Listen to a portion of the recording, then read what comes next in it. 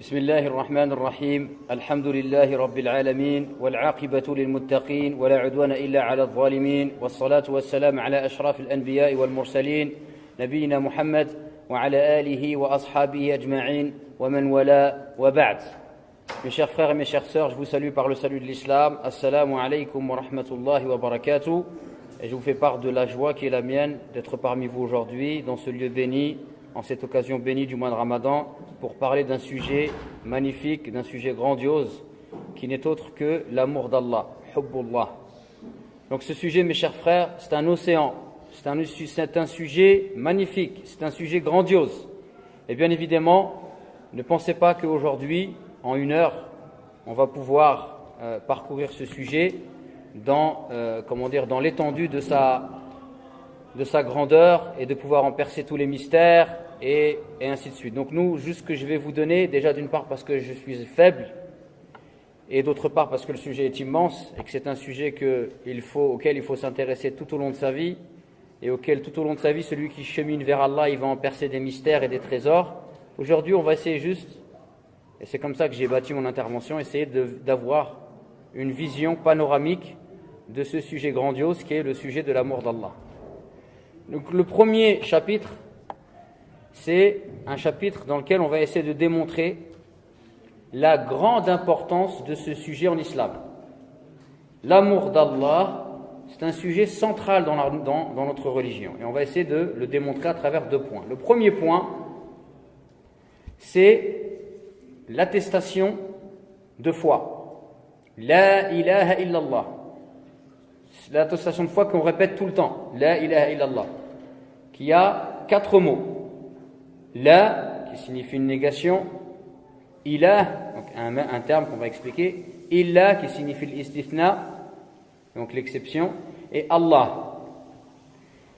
Donc il y a deux termes simples. Al-nafi ou al-istithna, la négation et l'exception. Et après il y a un terme, c'est Allah. Donc c'est la divinité qu'on adore. Et un autre terme, al-ilah. Et en fait, Allah, ça vient de l'ilah.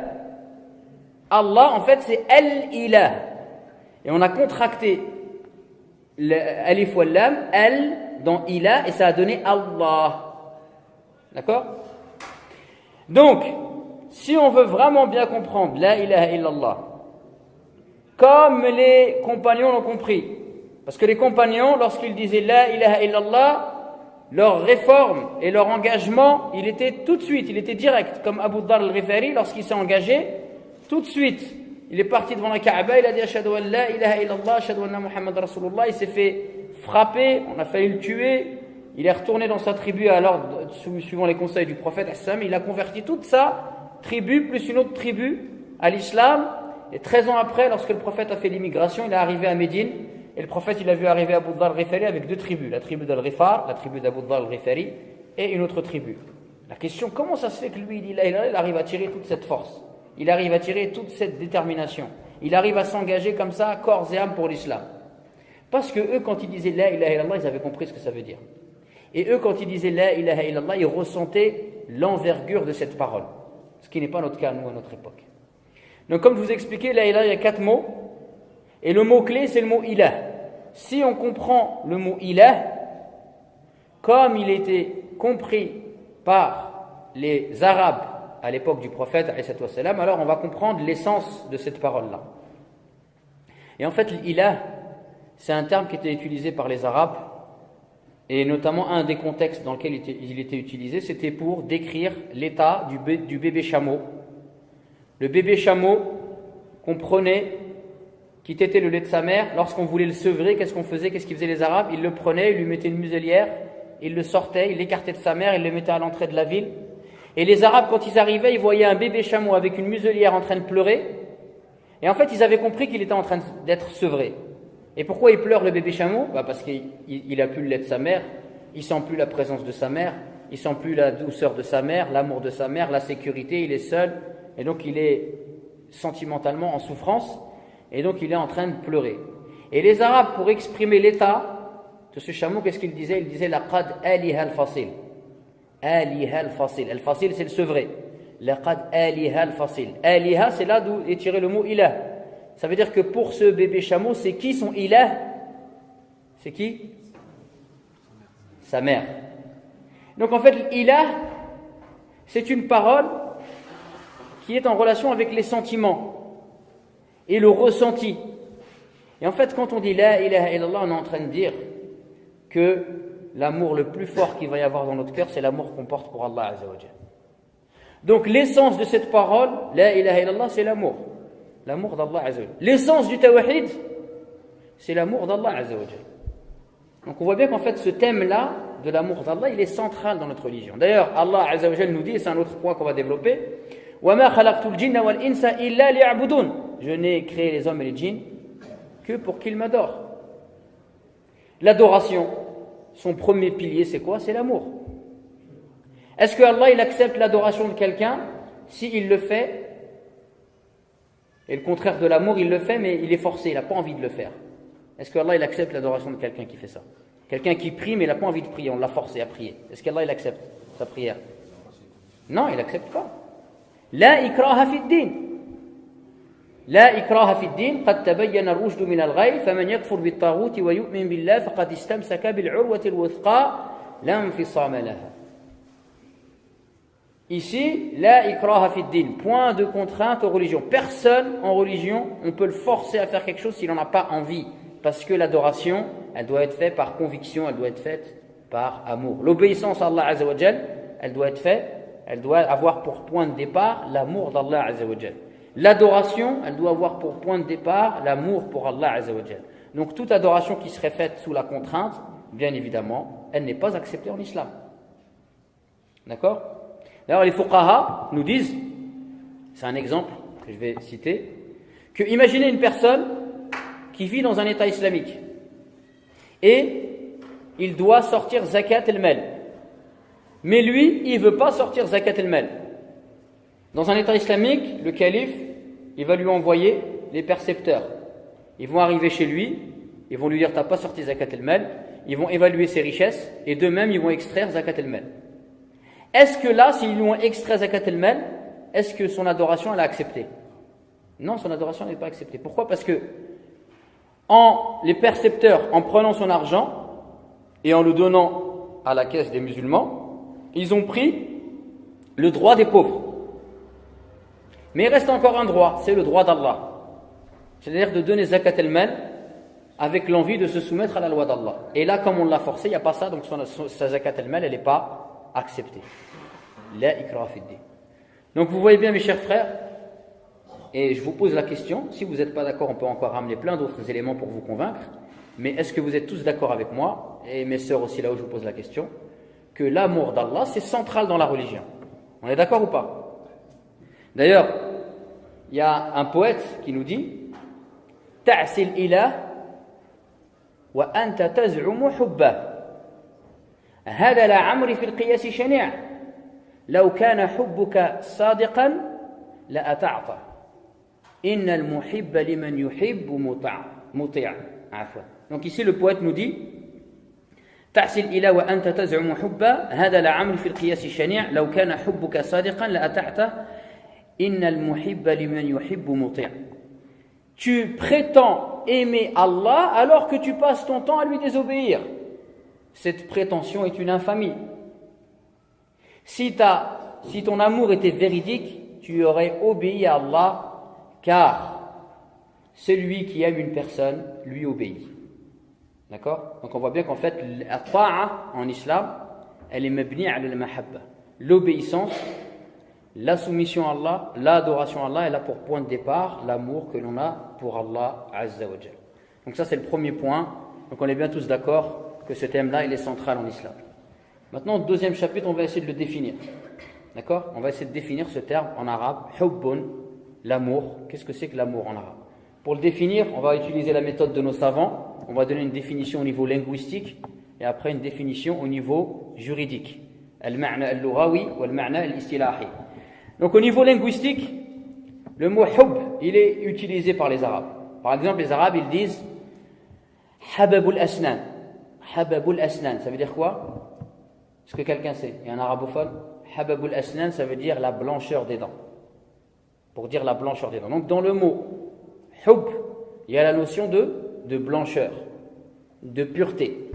Parce que l'amour d'Allah Azza wa Jal ne peut prendre place que dans un cœur pur, dans un cœur purifié.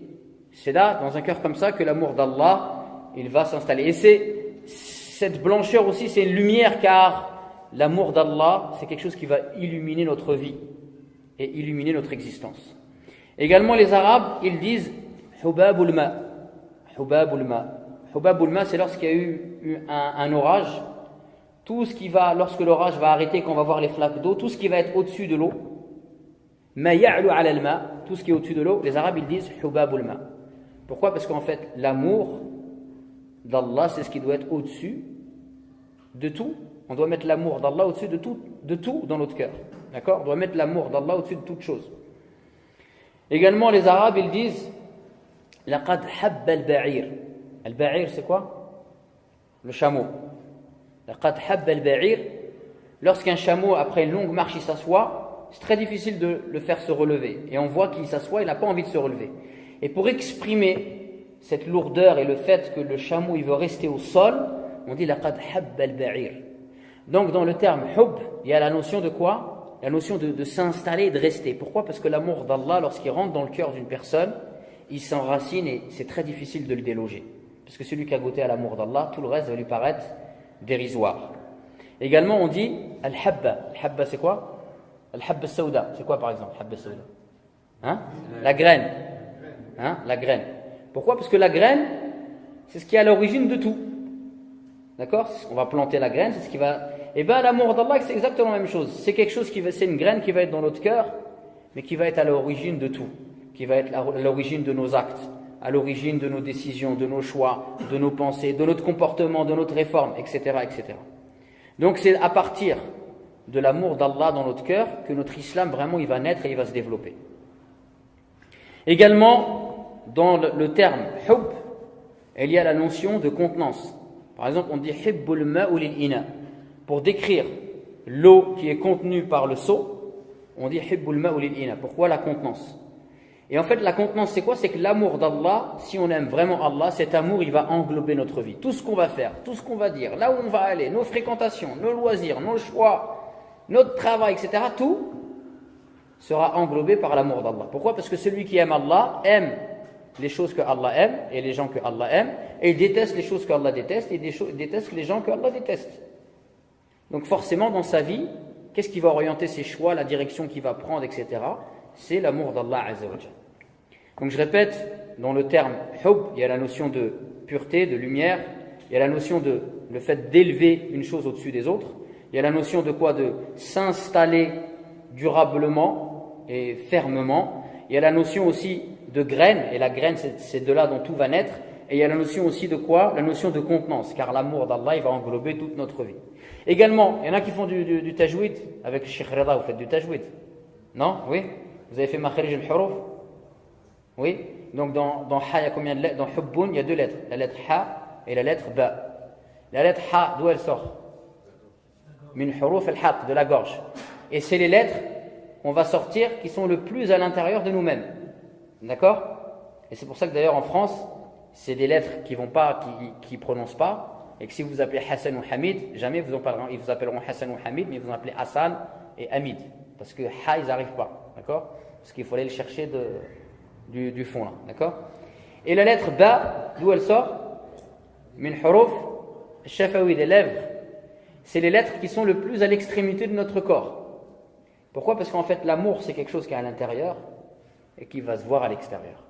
L'amour, c'est quelque chose qui est à l'intérieur, dans notre cœur, mais s'il est vraiment réel et il est puissant, il va se voir à l'extérieur, par notre comportement, etc., notre attitude, nos engagements, etc. Donc vous voyez déjà, rien qu'au niveau linguistique, qu'est-ce qu'on peut dire sur ce terme-là? C'est qu'il est très riche, ce terme. Oui ou non? Eh bien, au niveau de l'istilah, j'ai trouvé plus de 40 définitions. Et l'imam Ibn Qayyim al-Jawziyya, dans son livre Madarij al-Salikin, il ramène plus de 30 définitions à l'amour d'Allah. Et il nous dit, en préambule, en introduction, que il est pratiquement indéfinissable ce terme. Il faut l'expérimenter, il faut goûter. Mais on ne peut pas trop le définir. Et ceux qui l'ont défini ne l'ont défini que par ses causes par ses conséquences, par ses tenants, par ses aboutissants, par ses réalités, par ses manifestations, mais que finalement, il est très difficile à définir. Mais on va essayer, Inch'Allah. Par exemple, parmi les définitions qu'on peut donner, c'est mailul qalb, c'est le penchant du cœur. L'amour, c'est quand ton cœur il penche vers quelque chose. D'autres ont dit l'amour d'Allah, c'est un feu qui brûle dans ton cœur. Et en fait, le feu, c'est quoi? Le feu, c'est la lumière. Parce qu'il ne peut y avoir d'amour sans connaissance d'Allah.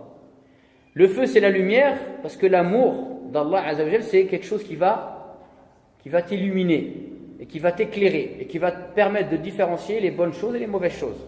Parce que celui qui aime Allah, il cherche toujours à plaire à Allah, et toujours à éviter de déplaire à Allah, et de s'attirer la colère d'Allah. Et il cherche toujours à se rapprocher d'Allah. Donc forcément, pour se rapprocher d'Allah, il va s'intéresser à ce qui le rapproche d'Allah. Donc dans le feu, il y a la lumière, et la lumière, c'est la connaissance, c'est ce qui te permet de voir, et c'est ce qui t'éclaire. Mais également, le feu, il y a quoi? Il y a la chaleur. Et la chaleur, c'est l'énergie.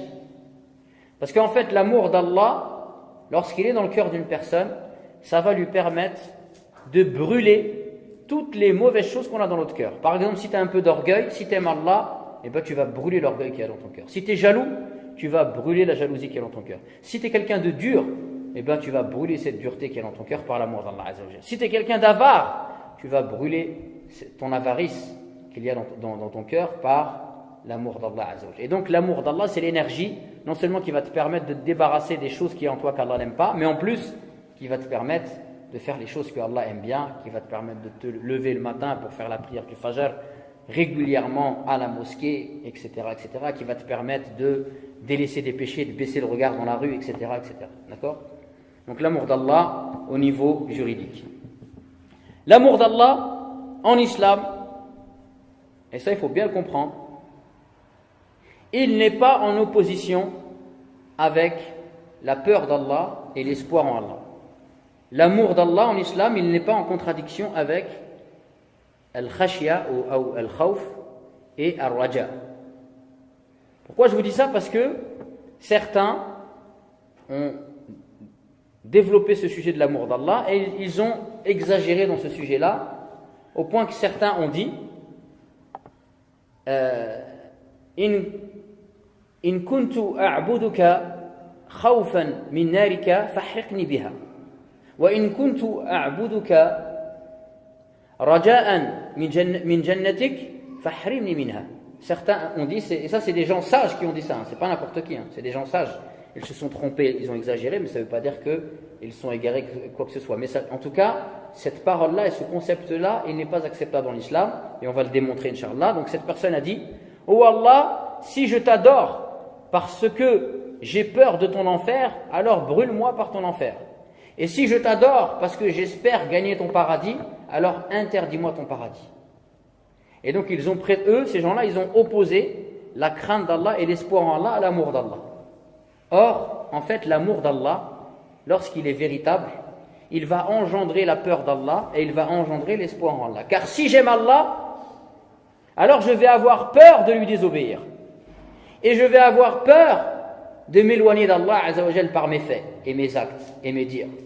Si j'aime Allah réellement, je vais avoir peur de tout ce qui va causer la colère d'Allah Azza wa Jal. Et d'ailleurs, vous méditez bien que si on a peur d'Allah, c'est pas comme si on a peur des gens. Si j'ai peur de quelqu'un, je vais chercher à m'écarter de lui. Par contre, si j'ai peur d'Allah, je vais chercher à me rapprocher d'Allah. D'accord? Donc la peur d'Allah, elle n'est pas comme la peur des hommes.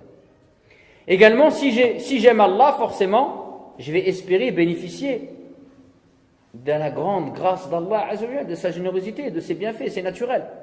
Et d'ailleurs, l'imam Ibn Qayyim al-Jawziyya, il nous dit, l'amour d'Allah, c'est comme une barque qui nous permet de cheminer vers Allah. Et cette barque-là, pour avancer, elle a une rame qui est la peur d'Allah et une autre rame qui est l'espoir en Allah, l'espoir de sa miséricorde. Et c'est qu'avec ces deux rames, dans cette barque qui est l'amour d'Allah, que je vais pouvoir avancer vers Allah Azza wa Jal. Et d'ailleurs, quand on dit Alhamdulillahi Rabbil Alamin, ce verset-là, il a la saveur de l'amour, car je suis en train de célébrer les louanges d'Allah pour tout ce qu'il m'a donné. Il nous a créés, etc. Donc ce verset-là, il a la saveur de l'amour. Et quand je dis Ar-Rahman Ar-Rahim, le tout miséricordieux, le très miséricordieux, ce verset-là, il a la saveur de l'espoir, parce que je sais que je fais des péchés et je suis faible, mais j'ai un grand espoir en la miséricorde d'Allah Azza wa Jalla. Et quand je dis Maliki Yawmiddin, ce verset, il a la saveur de de la crainte. Je crains ce jour où je serai devant Allah avec mes péchés et mes bonnes actions, où rien n'échappe à Allah Azzawajal, où on sera tous tout nus. Et ce jour-là, vous savez bien, il n'y a pas de passeport, il n'y a pas de diplôme, il n'y a pas de réchois, il n'y a pas de passe-droit. Tout le monde est pareil, avec ses péchés, ses bonnes actions. Donc forcément, je crains ce jour. Et c'est une fois que j'ai donc l'amour, la crainte et l'espoir que je dis Iyyaka na'budu wa iyyaka nasta'in. C'est toi seul que nous adorons, et c'est de toi seul que nous implorons le secours. Donc, pour définir l'amour d'Allah en islam, il faut bien prendre conscience que l'amour d'Allah en islam, elle n'est pas en opposition avec la crainte d'Allah et l'espoir d'Allah, mais l'amour d'Allah englobe la crainte d'Allah et l'espoir en Allah. Et d'ailleurs, lorsque des gens ont prétendu aimer Allah, et il y a un verset qui a été révélé. Ce verset, on l'appelle Ayatul Imtihan, le verset de l'examen. Les gens, ils ont dit ils ont prétendu aimer Allah, et il y a un verset qui est descendu dans lequel Allah Azza wa Jalla yaqul Qul يعني يقول يا محمد للناس للذين يعني زعموا حبك قل إن كنتم تحبون الله فاتبعوني يحببكم الله ويغفر لكم ذنوبكم. Dis si vous aimez vraiment Allah, alors suivez-moi et Allah vous aimera. Donc ici en fait on voit bien que l'amour d'Allah correspond au fait de suivre le prophète. Et le prophète alayhi salam, est-ce qu'il avait peur d'Allah? Oui. Est-ce qu'il espérait le paradis d'Allah? Oui. Est-ce qu'il avait peur de son enfer? Oui. Donc vous voyez bien. Et le prophète, c'est celui qui aimait le plus Allah, et c'est celui qui espérait le plus en lui, et c'est celui qui avait le plus peur d'Allah Azza wa Jalla. Car il nous dit, je suis celui parmi vous qui craint le plus Allah. Donc l'amour d'Allah englobe en islam la crainte et l'espoir. Et enfin, toujours pour définir l'amour d'Allah, est-ce que si j'aime Allah, ça veut dire que si je vais aimer ma femme, mes enfants, la nourriture, les beaux habits, je suis en train de commettre un péché?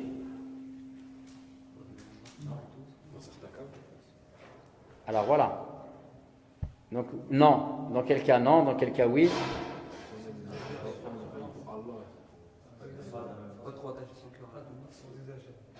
Voilà. Donc en fait, pourquoi je vous dis ça? Parce que il faut différencier. Il y a des types d'amour. Il y a un amour hubbun fitri. C'est un amour naturel. Dans un verset, Allah nous dit Zuyyina linnas hubbu shahawat mina an-nisa, etc., etc. Ici, Allah nous dit nous avons embelli aux gens l'amour des femmes, de l'or, de l'argent, etc., etc. Cet amour ici, cet embellissement, c'est un amour, c'est un tazyin, c'est un embellissement shaytani ou fitri. C'est un embellissement satanique ici, dans ce verset, ou c'est un embellissement naturel? C'est un embellissement naturel. C'est Allah qui a voulu qu'on aime les bonnes choses.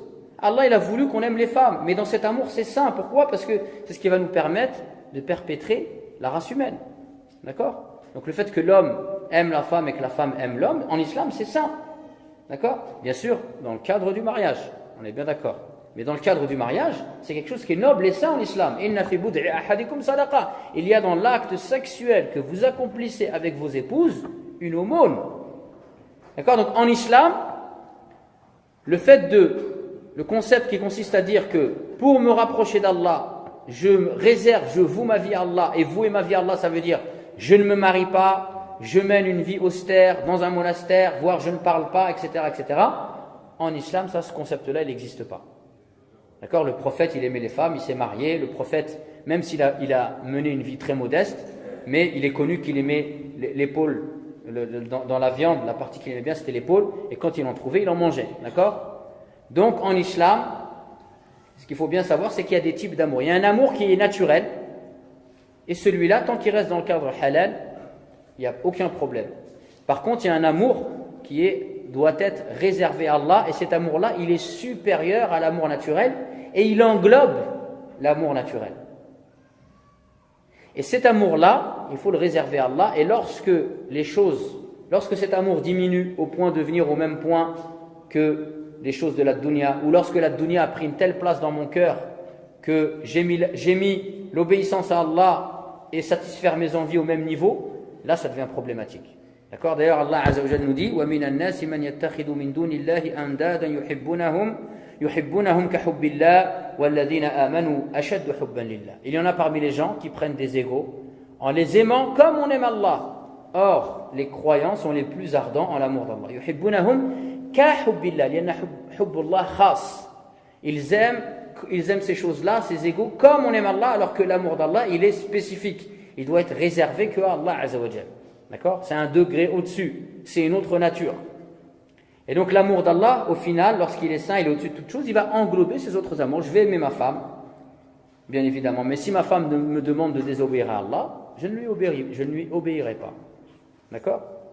L'amour d'Allah, donc, est spécifique et il n'implique pas l'annulation des autres amours naturels tant qu'ils restent à leur place et tant que l'amour d'Allah est supérieur.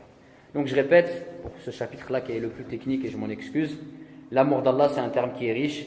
Il y a la notion de pureté, de lumière, c'est une chose qu'on va mettre au-dessus de tout, c'est quelque chose qui s'installe et qui s'enracine et qui ne bouge plus, c'est une graine dont tout va éclore, c'est quelque chose qui va contenir toute notre personne et toutes nos paroles, nos faits, nos actes. L'amour d'Allah c'est quelque chose qui est à l'intérieur et qui va jaillir et qui va se voir à l'extérieur. On a dit c'est un feu. On a dit que l'amour d'Allah en islam n'est pas contradictoire, mais au contraire, l'amour d'Allah englobe et implique la crainte d'Allah et l'espoir en Allah. Et on a vu que l'amour d'Allah, c'est un amour particulier qui n'est pas en contradiction avec le fait d'aimer les choses naturelles de la vie que Allah a mis en nous, et que l'amour d'Allah doit être au-dessus de tout ça, il doit englober tout ça, et à ce moment-là, il n'y a aucun problème. Tant que l'amour d'Allah est supérieur, l'amour pour les choses naturelles de la vie dans le cadre halal est permis en islam. Maintenant, le troisième chapitre, les bienfaits de l'amour d'Allah.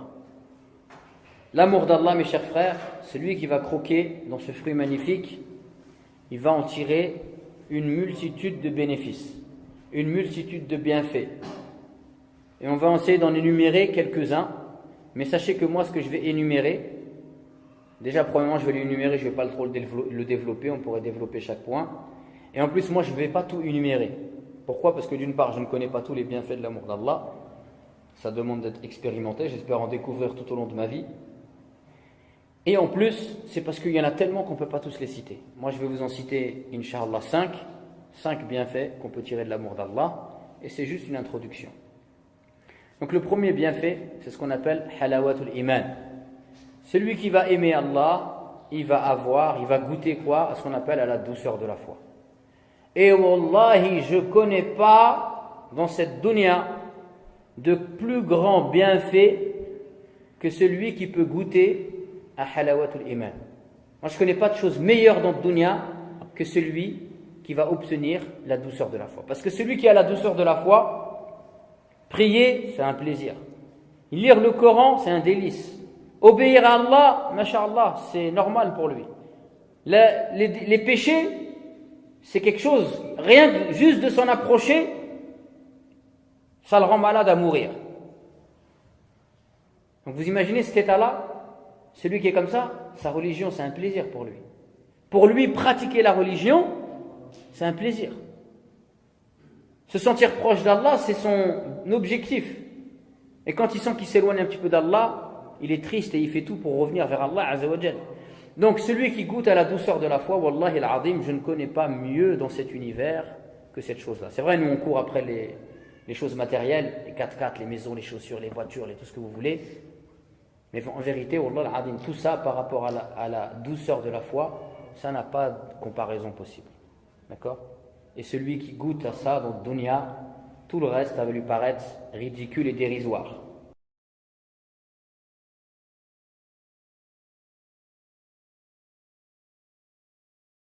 يكون الله ورسوله أحب إليه مما سواهما وأن يحب المرء لا يحبه إلا لله وأن يكره أن يعود في الكفر بعد إذ أنقذه الله كما يكره أن يقذف في النار. Donc dans ce hadith, le prophète nous dit 3 choses, si elles sont dans une personne, cette personne-là goûtera à ce magnifique trésor qui est la douceur de la foi. C'est quoi ces 3 choses-là? La première, c'est qu'il aime Allah et son messager plus que tout. Donc déjà, pour avoir halawatul iman, c'est quoi? Il faut avoir l'amour d'Allah Azza wa Jalla et de son prophète plus que tout. La deuxième des choses, c'est que il faut aimer c'est que lorsqu'on aime une chose, on ne l'aime que pour Allah. Parce que si on aime Allah, comme j'ai dit, on va aimer ce que Allah aime et détester ce que Allah déteste. Donc si on aime Allah vraiment, forcément on va aimer les gens et les choses que Allah aime. D'accord? Et la troisième des choses, c'est quoi? C'est qu'il déteste revenir à la mécréance comme il détesterait être jeté en enfer. Wallah hafadna jami'an. Donc vous voyez bien que les trois choses pour goûter à l'amour d'Allah, ils sont en relation avec quoi? Avec l'amour d'Allah Azza wa Jal. Parce que même quand il faut détester la mécréance, ça c'est quoi? C'est en rapport avec l'amour. Parce que si tu aimes l'iman, forcément tu vas détester le kufr. Si tu aimes la foi, tu vas détester la mécréance. Et si tu vas aimer Allah, tu vas vouloir aller dans son paradis, tu vas détester et aller en enfer. Allah hafadna jami'an. Donc vous voyez bien que dans ce hadith-là, la douceur de la foi, elle est en relation directe avec quoi? Avec l'amour d'Allah Azza wa Jal. Et personne ne peut goûter à la douceur de la foi s'il n'a pas développé en lui l'amour pour Allah Jalla Jalaluhu. Le deuxième bienfait de l'amour d'Allah, c'est que le jour du jugement dernier, dans notre vie après notre mort, on sera avec les gens qu'on aime. Donc si on aime Messi, Ronaldo, Barry White, Stevie Wonder ou je ne sais pas qui encore, eh bien on sera avec eux le jour du jugement dernier. Par contre, si on aime le prophète, les prophètes, Abu Bakr as-Siddiq, Omar, Ibn Khattab, Bilal, dont on a parlé hier, on sera avec eux.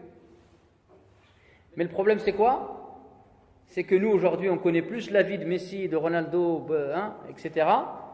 Par contre, si on parle des compagnons, là c'est reset, RAZ, remise à zéro. Et c'est pas possible d'aimer des gens si on ne les connaît pas. Et en plus, si on a vidé notre cœur de l'attachement aux prophètes, à ses compagnons, aux personnalités nobles de l'islam. Vous savez que dans l'islam, on a eu des grandes personnalités, Salah ad-Din al-Ayyubi, Tariq ibn Ziyad, et j'en passe et des meilleurs, Mohammed al-Fatih, etc. Nous, on ne connaît pas des personnages qui ont... Je veux dire, par exemple, Salah ad-Din al-Ayyubi, même des non-musulmans, ils connaissent son histoire. Il y a des livres qui ont été écrits sur lui, etc. C'est un grand personnage de l'islam. Nous, on ne connaît pas ces gens-là. Donc on a vidé notre cœur de ces personnalités-là qu'on devrait aimer et qu'on devrait connaître, et on a rempli notre cœur avec quoi? Avec le zbel de la télévision. Non mais c'est vrai. Donc il faut se remettre en question. Regardez, il y a quelqu'un, il est venu voir le prophète, et il est venu le voir et lui a dit « Informe-moi sur la fin du monde ». Et le prophète, il lui a dit « Ma a'dadta laha ». Et la personne a dit « Qala hubba Allahi wa rasuli ». Quelqu'un il est venu voir le prophète, il lui a dit informe-moi au sujet de la fin du monde, c'est quand que ça va venir? Et le prophète il lui a dit qu'est-ce que tu as préparé pour la fin du monde? Et il lui a dit l'amour d'Allah et de son messager. Et le prophète lui a répondu tu seras avec ceux que tu aimes, c'est-à-dire que dans ta vie après ta mort tu seras avec les gens que tu as aimés sur terre. Donc mes chers frères, l'amour d'Allah c'est un grand bienfait, mais celui qui dans son cœur il est attaché à d'autres bêtises, il faut qu'il fasse attention parce qu'il est en train de le payer ici-bas, mais il le payera là-haut. Et donc il faut toujours se poser la question de savoir à qui j'ai donné mon cœur. Est-ce que c'est Lady Gaga ou là je ne sais pas qui encore, ou est-ce que c'est les compagnons, les 10 qui sont promis au paradis par exemple? Il faut se poser ce genre de questions. Parmi les bienfaits de l'amour d'Allah également, il y a le fait que celui qui va aimer Allah, eh bien Allah il va faire en sorte que les anges vont l'aimer et que même les gens de bien sur terre vont l'aimer. Ça vous est jamais arrivé? Vous ne connaissez pas quelqu'un et il arrive et vous l'aimez? Ça vous est jamais arrivé? Sachez que si c'est le cas, il y a de fortes chances, c'est parce que si cet amour-là, il est sincère, etc., il y a de fortes chances, c'est parce que cette personne-là, Allah l'aime. Et donc comme Allah aime cette personne, eh bien Allah il a fait en sorte que les gens dans leur cœur ils aiment cette personne-là. Dans un hadith il est rapporté, c'est un hadith qudusi, donc c'est Allah qui dit إذا أحب الله عبدا نادى جبريل فقال له إني قد أحببت فلانا فينادي في السماء ثم ينزل له المحبة في الأرض محبة في أهل الأرض. Donc c'est un hadith dans lequel il est rapporté que si Allah aime une personne, il appelle Jibril et il lui dit Inni qad ahbabtu fulan, j'aime, il appelle Jibril, il lui offre au Jibril, j'aime un tel. Et donc après Jibril, il appelle dans les cieux tous les anges et il leur dit à tous les anges, Allah il aime un tel. Et automatiquement tous les anges ils vous aiment et ils prient pour vous. Et ensuite tous les anges ils vont répandre. Et ensuite, ces anges-là, ils vont répandre ton amour parmi les gens de bien sur terre. Regardez, c'est pas magnifique? Masha'Allah, si on aime Allah, Allah il va faire en sorte que les gens nous aimeront. Également, parmi un autre bienfait de l'amour d'Allah, c'est que celui qui va aimer Allah, il va atteindre une station spirituelle qu'on appelle Ar-Rida, la satisfaction. Radiyallahu anhum wa radu an. Allah est satisfait d'eux et ils sont satisfaits de lui. C'est-à-dire que cette station spirituelle qui est la satisfaction, celui qui va aimer Allah, eh bien, peu importe ce qui lui arrive sur terre, il sera toujours satisfait.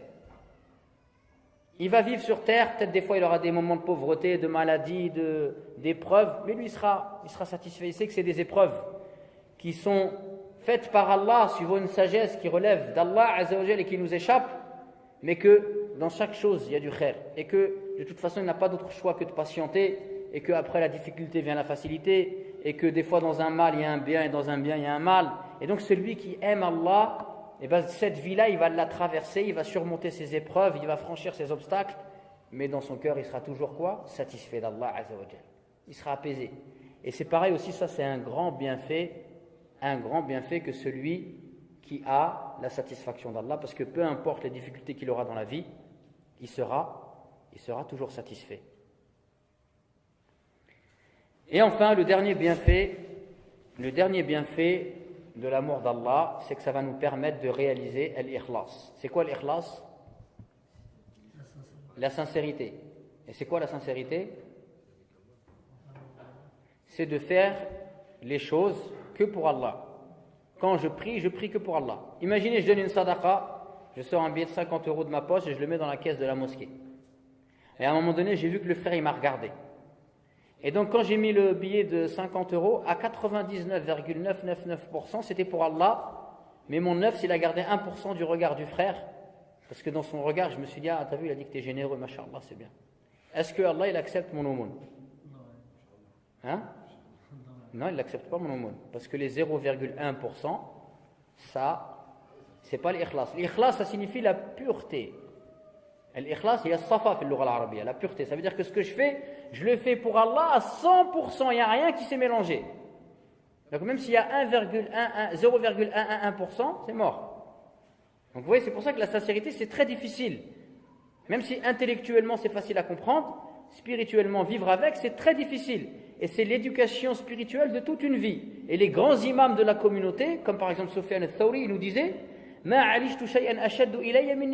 n'ai pas guéri quelque chose de plus dur pour moi que la pureté de mon intention. Et ça, c'est un grand imam de la communauté.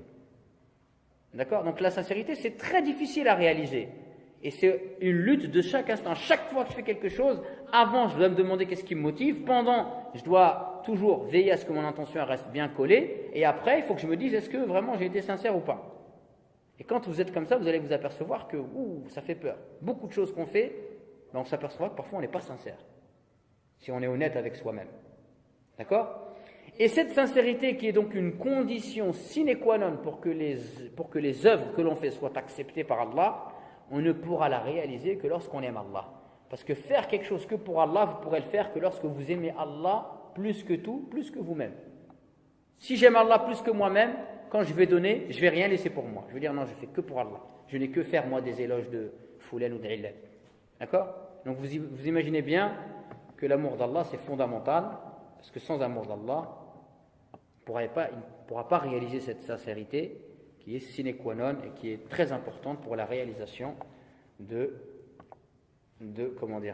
l'amour d'Allah, de la sincérité, de l'acceptation des œuvres. Non?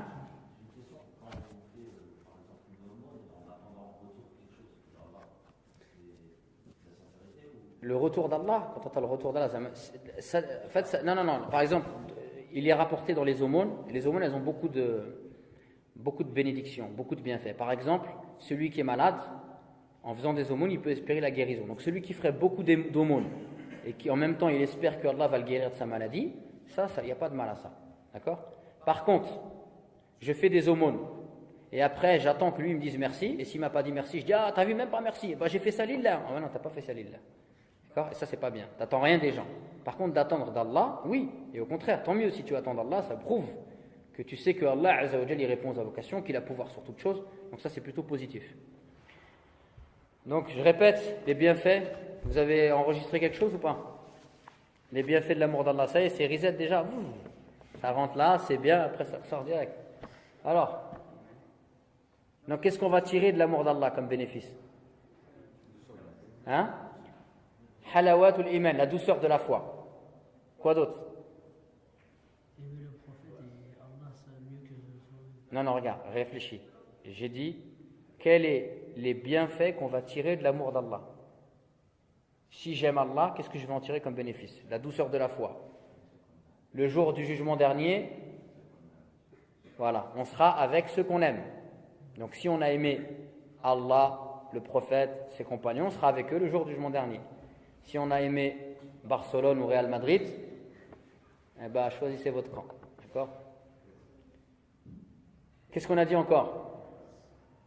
Ça nous permettra de réaliser l'ikhlas, la sincérité, qui est très difficile et qui est une condition sine qua non de l'acceptation de nos œuvres. Qu'est-ce qu'on a dit encore? Si on aime Allah, Allah va faire en sorte que Allah va nous aimer, les anges vont nous aimer et les gens de bien sur terre, ils vont nous aimer. Qu'est-ce qu'on va voir encore? C'est le dernier. Si on aime Allah, on sera satisfait d'Allah. Et cette satisfaction, c'est quelque chose qui dans notre cœur va nous permettre de traverser cette vie, de surmonter les épreuves et les difficultés dans la sérénité et la tranquillité. D'accord? Donc maintenant, qu'est-ce qu'on peut voir encore à votre avis? Il y a une question qui s'impose à nous maintenant. Hein? Vas-y, va au bout. Comment on va faire pour aimer Allah Azza wa Jal? D'accord? Donc là aussi c'est pareil, ce que je vais vous donner c'est du résumé, c'est du condensé, après à vous de creuser, etc. Moi je vais vous ramener 3 points, il y en a plus, il y en a beaucoup plus, mais je vais ramener 3 points principaux, Inch'Allah, essayez de les garder à l'esprit, et après à vous de développer ce sujet-là, comme j'ai dit c'est un sujet vaste. Donc les causes qui vont nous permettre d'obtenir l'amour d'Allah, les causes qui vont faire qu'on va réussir à développer dans notre cœur un attachement fort à Allah par son amour. Bien évidemment, la première des choses, c'est quoi? C'est la connaissance. La connaissance d'Allah. Qui est Allah? Est-ce que c'est possible d'aimer quelqu'un si on ne le connaît pas? C'est pas possible.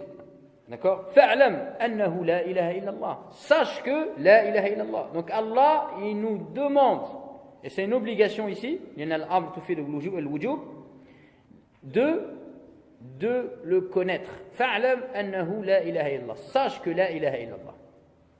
Également, Allah nous dit Walillahi al-asma'ul husna fad'uhu biha. La connaissance d'Allah par ses noms et ses attributs. À Allah appartient les plus beaux noms, invoquez-le par ceci.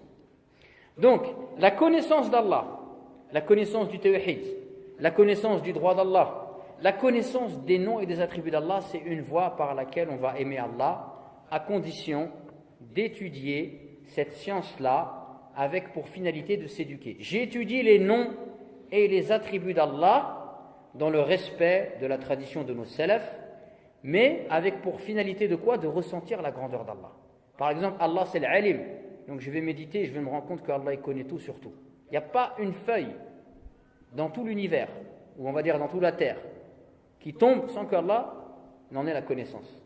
Vous êtes dans une plage, Allah il connaît exactement le grain de sable, le nombre de grains de sable qu'il y a dans cette plage.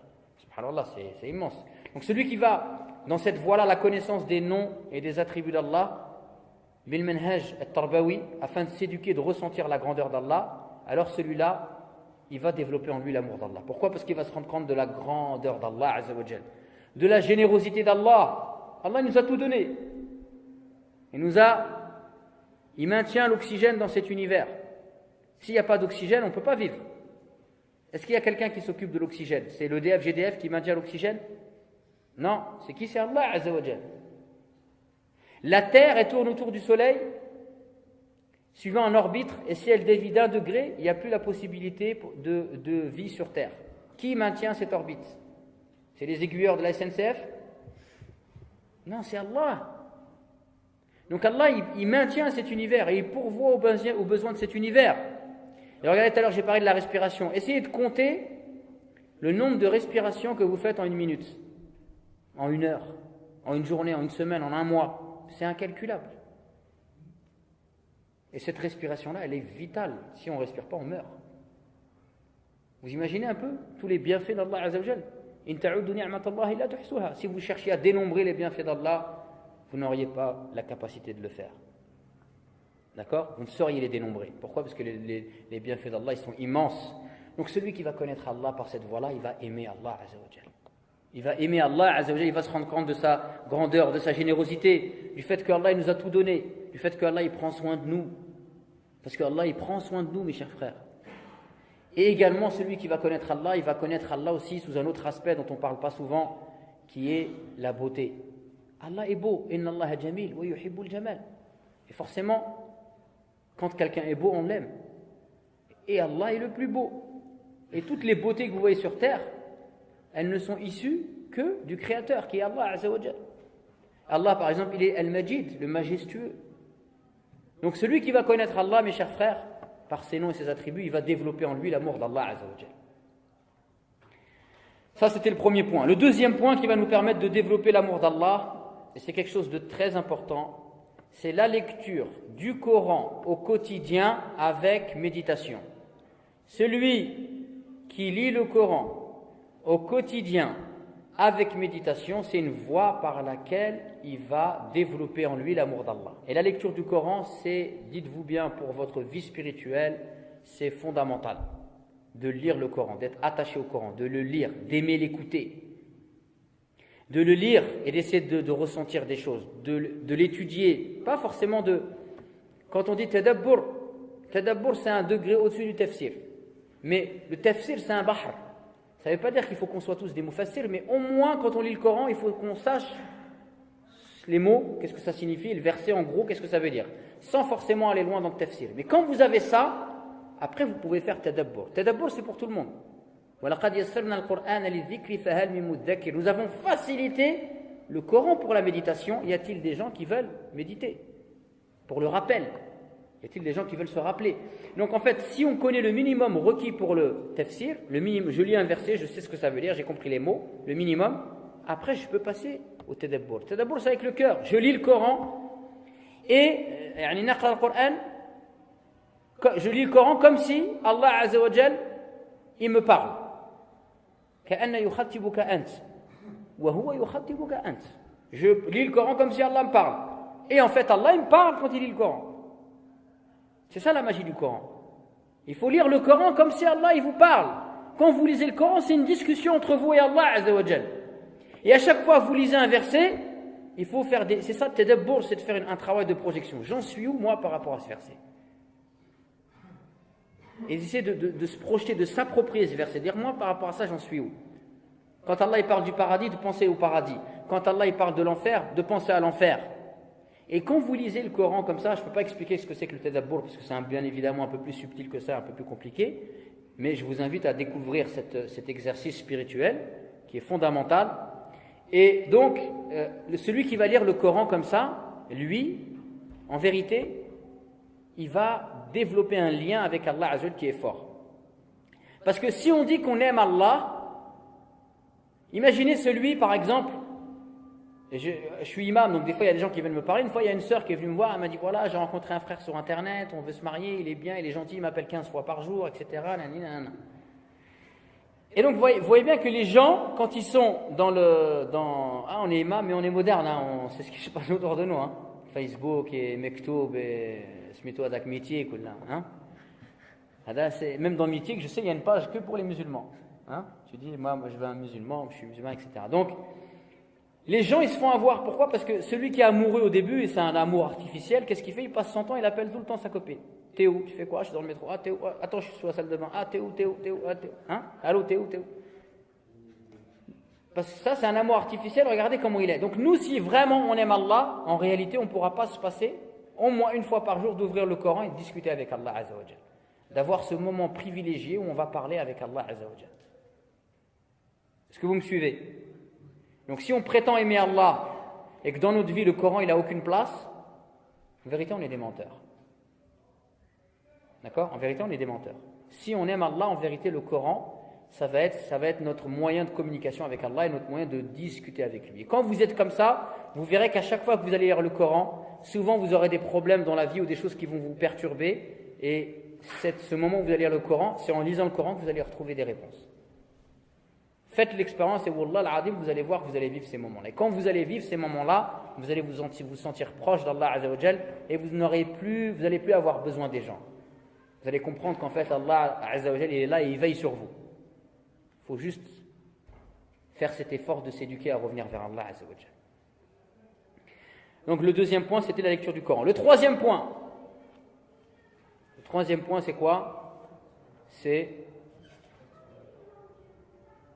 Alors oui, ça peut être les actes surrogatoires, parce qu'on a cité la lecture du Coran, le dit qu'en fait c'est des actes surrogatoires, mais effectivement dans un hadith Qudusi, le prophète, c'est un hadith dans lequel il dit que la personne plus elle se rapproche par les actes surrogatoires et Allah l'aime. D'accord? Et donc là, le troisième point que je vais citer moi, c'est le dhikr. Celui qui va pratiquer le dhikr de manière quotidienne et de manière régulière, un dhikr pareil de qualité, je prononce des paroles avec ma bouche, intellectuellement je sais ce que ça signifie, et dans mon cœur, quand je les prononce, je ressens ces paroles-là. J'ai dit Alhamdulillah, et je sais ce que ça signifie. Ça signifie que je suis en train d'attribuer toutes les caractéristiques de la perfection à Allah Azza wa Jal, intellectuellement. Et quand je dis Alhamdulillah, je le ressens dans mon cœur. Quand je dis Subhanallah, je sais que ça signifie Tanzi. Je suis en train de purifier la conception que je me fais d'Allah de toutes les imperfections. Et donc je suis en train de purifier Allah dans ma conception que j'ai de lui, de toute imperfection, de toute ressemblance avec les créatures. Donc là, vous voyez, quand vous dites ces mots-là, et que vous savez ce que ça veut dire, et que vous les prononcez, que vous les ressentez dans votre cœur, là vous êtes en train de pratiquer un dhikr qui va vous permettre de développer l'amour d'Allah. Et le dhikr, non seulement vous allez développer l'amour d'Allah, mais vous allez l'entretenir. Parce que regardez, en fait quand on fait du dhikr, on est en train de parler d'Allah. Quand les gens ils aiment celui qui est fan de PSG ou de je sais pas quoi, là on va parler de PSG, c'est à côté. Quand celui qui est fan de PSG, il parle tout le temps de PSG. Est-ce qu'il n'y en a pas, parmi vous, il n'y en a pas un au travail qui a un guignol qui est fan du PSG, tout le temps il parle du PSG. Ah là il y a le match, il vient avec les maillots, et trucs, les résultats, les transferts, tout. Il y a tout le temps sa langue elle est meshroul avec le PSG. C'est vrai ou c'est pas vrai? Moi il y a un zigoto dans mon travail, j'espère qu'il ne regarde pas la vidéo. Hein? Bon, il n'y a pas de chance, c'est pas un musulman, mais tout le temps il casse la tête à tout le monde avec le PSG. S'il gagne, il est joyeux, s'il perd, il va pleurer, il n'est pas bien, là. Il paye un abonnement, et... Machallah, t'étais où? Ouais, j'étais à Toulouse. Machallah, t'as été voir de la famille? Non, j'ai été voir le match du PSG. PSG. Il aime le PSG, il parle tout le temps du PSG. Donc nous, si on aime Allah, il faut que dans notre bouche, on prononce souvent le mot d'Allah. Qu'on dise Subhanallah, Alhamdulillah, Allahu Akbar, La ilaha illallah, La hawla wa la quwwata illa billah. Et que ces paroles-là, on s'habitue à les prononcer souvent. D'ailleurs, le prophète ne dit-il pas, قال عليه الصلاة والسلام, لأن نقول سبحان الله الحمد لله الله أكبر أحب إلي مما طلعت عليه الشمس. Que je dise Subhanallah, Alhamdulillah, Allahu Akbar, mais préférable sur tout ce sur quoi se lève le soleil.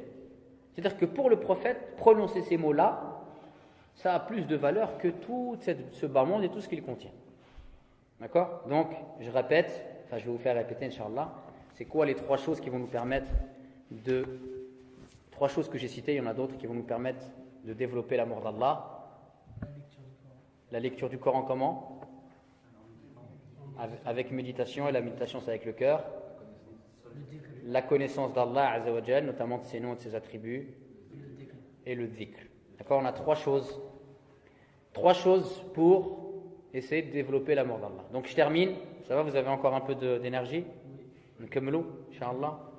Donc je termine avec trois choses. Et ces trois choses-là,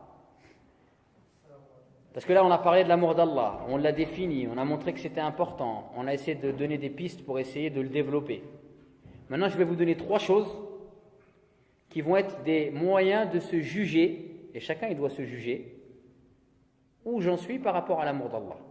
Trois choses qui vont être des étalons, des instruments de mesure pour essayer de voir j'en suis où par rapport à l'amour d'Allah. La première des choses, Allah nous dit dans les versets du Coran, فَإِنَّ اللَّهَ يُحِبُّ الْمُتَّقِينَ إِنَّ اللَّهَ لَا يُحِبُّ كُلَّ مُخْتَالٍ فَخُورٍ وَاللَّهُ لَا يُحِبُّ الظَّالِمِينَ وَاللَّهُ يُحِبُّ الصَّابِرِينَ وَاللَّهُ يُحِبُّ المحسنين إن الله يحب التوابين ويحب المتطهرين إن الله يحب الذين يقاتلون في سبيله صفا كأنهم بنيان مرصوص. Donc ici dans ces versets, Allah, il nous parle de choses qu'il aime et de choses qu'il n'aime pas. Il nous dit par exemple, Allah aime ceux qui le craignent, ceux qui ont la taqwa. Allah aime ceux qui sont patients. Allah aime ceux qui sont bienfaisants. Allah aime ceux qui se repentent et ceux qui se purifient. Et Allah, il aime ceux qui combattent dans sa voie en rang serré. Et Allah, il aime bien les gens qui s'engagent dans la voie d'Allah et dans la lutte pour la voie d'Allah, etc., mais qui soient organisés. Et Allah, par contre, il n'aime pas le présomptueux plein de gorioles. Il n'aime pas ceux qui sont orgueilleux. Et Allah, il n'aime pas ceux qui sont injustes. Donc on a dit, si j'aime Allah, je vais aimer ce qu'Allah aime et je vais détester ce qu'Allah déteste. On est bien d'accord? Donc normalement, puisque je rappelle que Allah nous a créés, et quand il nous a créés, il a mis en nous des bons côtés et des mauvais côtés. Par l'âme et celui qui l'a harmonieusement façonné, qui lui a inspiré sa piété et son immoralité. Donc tous en nous, on a quoi? On a une partie de piété et une partie d'immoralité. On a des bonnes choses et des mauvaises choses, tous. Après, il y a celui qui se tourne vers Allah et qui se purifie, et donc il fait triompher ses bons côtés sur ses mauvais côtés, et il efface ses mauvais côtés. Et il y a celui qui ne s'est pas tourné vers Allah, donc là c'est Shaitan qui va s'occuper de lui, et là c'est ses mauvais côtés qui vont prendre le dessus. D'accord? Et donc nous, comme on sait qu'on a tous des mauvais côtés, quand on entend ces versets, on entend que les choses que Allah aime, on doit se dire, est-ce que moi je suis comme ça? Allah il aime les gens qui sont justes, est-ce que moi je suis juste? Allah il aime les gens qui sont bienfaisants, est-ce que moi je suis bienfaisant? Allah il aime les gens qui s'engagent, etc. Est-ce que je suis comme ça? Allah il aime pas les orgueilleux, est-ce que j'ai pas de l'orgueil en moi? A'udhu-billah, il faut que je m'en débarrasse. Donc une des choses qui va nous permettre de voir si on a vraiment de l'amour pour Allah, c'est quoi? C'est de travailler pour se réformer. Et normalement, le musulman, qu'est-ce qu'il doit faire? La première étape, c'est qu'il doit identifier les choses mauvaises qu'il a en lui. Et wallahi, on en a tous. Et on doit avoir cette capacité à les identifier. Et ça, wallahi, c'est difficile, parce que nous, on fait le contraire. Nous, on regarde les gens, on regarde leurs défauts. Et quand on se regarde, nous, on regarde nos qualités. Et ça, c'est satanique. Normalement, on devrait faire le contraire. Quand on regarde nos frères, on devrait regarder leurs bons côtés. Et quand on se regarde soi, on devrait regarder ses mauvais côtés. Et comme ça nous fait avancer. Ça nous fait avancer au niveau individuel. Et ça nous permet aussi d'être beaucoup plus unis et fraternels. Parce que quand je regarde mes frères, je regarde que les bons côtés, c'est plus facile de s'unir. Par contre, quand moi, je vois que mes bons côtés, mais par contre, chez mes frères, je vois que leurs défauts, ça va être difficile d'être unis et d'être... c'est difficile. Et c'est pour ça qu'aujourd'hui, on a du mal à être unis, parce qu'on est comme ça. Nous, on s'est oubliés. Nous, on se voit toujours. Nous, ça va bien. Si on fait quelque chose, on va toujours se trouver des excuses. Ah, mais j'étais fatigué, j'ai pas été au Fajr. Par contre, les autres, dès qu'il fait une chose, c'est la guillotine. Rah, mon pote, tout de suite. Hein? Alors que les pieux, ils sont pas comme ça, les pieux. Il y a un ancien, il disait, quand moi je vois un jeune, donc c'est un sage, il dit, quand je vois un jeune, je me dis qu'il est mieux que moi. Pourquoi? Parce que comme il a vécu moins longtemps que moi, il a forcément fait moins de péchés que moi. Et quand je vois un ancien, je me dis, il est mieux que moi. Pourquoi? Parce que comme il a vécu plus longtemps que moi, il a forcément adoré Allah plus que moi. Donc regardez, subhanallah, celui-là, comment il s'est programmé, il s'est mis un logiciel dans sa tête, mais wallahi, celui-là, il doit être tranquille avec les gens. Mais celui qui est le contraire, celui-là, c'est terrible, parce qu'il n'y a rien qui va. Il n'y a que lui qui est bien, tout le monde n'est pas bien. D'accord? Et donc ici, si on veut voir si on est comme on est par rapport à l'amour d'Allah, on en est où par rapport à la purification de nos personnes? Est-ce qu'on a eu cette lucidité d'identifier nos défauts? Est-ce qu'on a eu aussi après ce travail de se dire, de se plaindre à Allah et de dire Allah, oh Allah, regarde, je suis faible, j'ai de l'orgueil, guéris-moi de cet orgueil, oh Allah, j'ai de la jalousie, oh Allah, je suis avare, oh Allah, je suis dur avec les gens, etc., etc. Oh Allah, je suis feignant, etc., etc. Donc, une des voies qui va nous permettre de purification. Donc, il faut se poser cette question, on en est où par rapport à cette purification? J'en suis où par rapport à mes défauts? Qu'est-ce que je fais? Etc., etc. Le deuxième point. قال الله تعالى يا أيها الذين آمنوا من يرتد منكم عن دينه فسوف يأتي الله بقوم يحبهم ويحبونه أذلة على المؤمنين أعزة على الكافرين يجاهدون في سبيل الله ولا يخافون لومة لائم ذلك فضل الله يؤتيه من يشاء والله واسع عليم. Donc de ce verset-là, on va tirer deux choses. La première des choses, donc dans ce verset, Allah nous dit « Ô vous les porteurs de la foi, quiconque s'écarte de la religion, alors Allah fera venir un peuple. Allah fera venir un peuple qu'il aimera et ils aimeront Allah, ils seront humbles envers les croyants et ils seront durs envers les incroyants, envers les infidèles. Donc le premier point c'est quoi? C'est qu'en vérité ici on voit que Allah il nous dit qu'il fera venir des gens qui vont l'aimer et que eux va aimer. Et ces gens-là, qu'est-ce qu'ils ont comme caractéristique? La première, adillatin ala al-mu'minin. Ils vont être humbles envers les croyants. Pourquoi? Parce que celui qui aime Allah, il va forcément aimer et se sentir proche de ceux qui aiment Allah. Et notamment, moi, si je viens à la mosquée régulièrement, forcément, normalement, si je suis normalement réglé, normalement câblé, normalement constitué, et si je ne me suis pas fait empoisonné par Shaitan, normalement, tous les gens qui viennent à la mosquée, je dois avoir du respect et de l'amour pour eux. Les gens que je fréquente quotidiennement à la mosquée, je dois avoir de l'attirance pour ces gens-là. Pourquoi? Parce que comme moi, à travers leur venue à la mosquée, ils manifestent leur attachement à Allah Azza wa Jalla. Et donc ces gens-là, je dois avoir une capacité à les aimer, à leur pardonner et à plus qu'autrui. Et donc aujourd'hui, subhanallah, on s'aperçoit que c'est le contraire. On s'aperçoit que les musulmans, il y a de l'animosité entre les musulmans, il y a de la haine, il y a du sectarisme, il y a de la division, il y a tout un tas de problèmes. Et finalement, tout ce tas de problèmes-là, d'où il vient?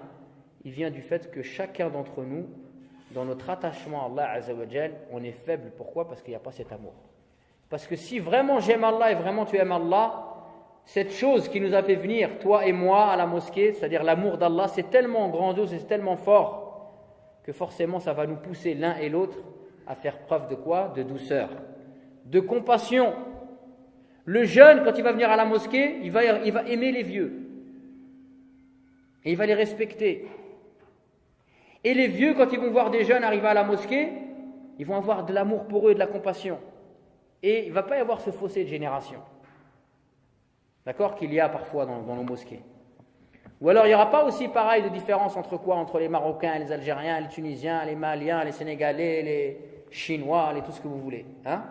Tout ça, normalement, quand on devrait venir à la mosquée, si vraiment on aime Allah, tout ça, on ne devrait même pas y penser. T'es mon frère, tu pries, je t'aime, khlas. Salam alaikum, alaikum salam. Donc, une des voies qui va nous permettre de voir à la fois au niveau collectif et individuel, on en est où par rapport à l'amour d'Allah, c'est de voir on en est où par rapport à cette fraternité et par rapport à cette union des musulmans. Si on est unis, ça veut dire qu'on aime Allah, parce qu'il n'y a que l'amour d'Allah qui pourra nous réunir, et c'est ça le tawhid. Par contre, si on est faible dans l'amour d'Allah, alors forcément on va avoir de la division entre nous. Tout va être source de division. Toi, t'es cher, c'est ça, non, moi c'est ça, toi c'est ci, toi tu mets des khamis blancs, moi je mets des khamis noirs, toi tu fais comme ça. Là, c'est fini. Et c'est ce qu'on voit aujourd'hui. Vous m'avez suivi pour ce point-là, le deuxième point. Le troisième point, et c'est le dernier, je m'arrête là, Inch'Allah.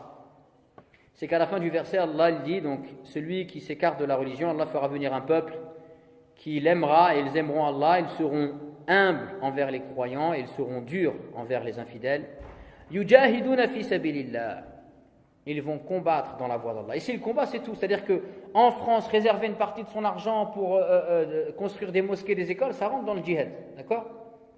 Et donc, en fait, c'est que celui qui aime Allah, si vous aimez vraiment Allah, normalement, ça doit se voir dans votre travail, dans votre engagement pour la religion d'Allah.